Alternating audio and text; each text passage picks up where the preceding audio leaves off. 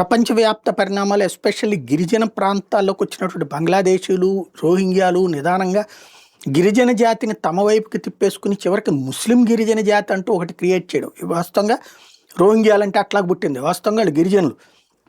అక్కడ ఉంటున్న గిరిజన హిందువుల్ని ఈ బంగ్లాదేశ్లో ఉండే ముస్లింలు మతం మార్చేశారు. చివరికి అది కాస్త రోహింగ్యా అనేటటువంటి తెగ కింద వాళ్ళంతా పాత హిందువులేనమాట.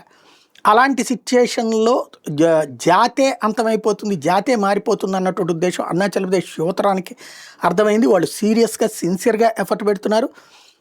ఎవరైతే దీపు తాజాగా రీసెంట్గా వాళ్ళు అరుణాచల్ ప్రదేశ్లో బంగ్లాదేశీ వాళ్ళందరూ ఖాళీ చేయాలని చెప్పడం, లేకపోతే వెంటపడి తరుముతామని చెప్పడం, వివిధ కంపెనీలో పనిచేసే వాళ్ళ దగ్గరికి వెళ్ళి వెరిఫై చేయడం, అందులో ఉన్నటువంటి రోల్స్ చూసి బంగ్లాదేశ్ వాళ్ళు కాదా అన్నటువంటిది ఒక ఎత్తు అయితే ఇదంతా చేస్తుంది జంజీని.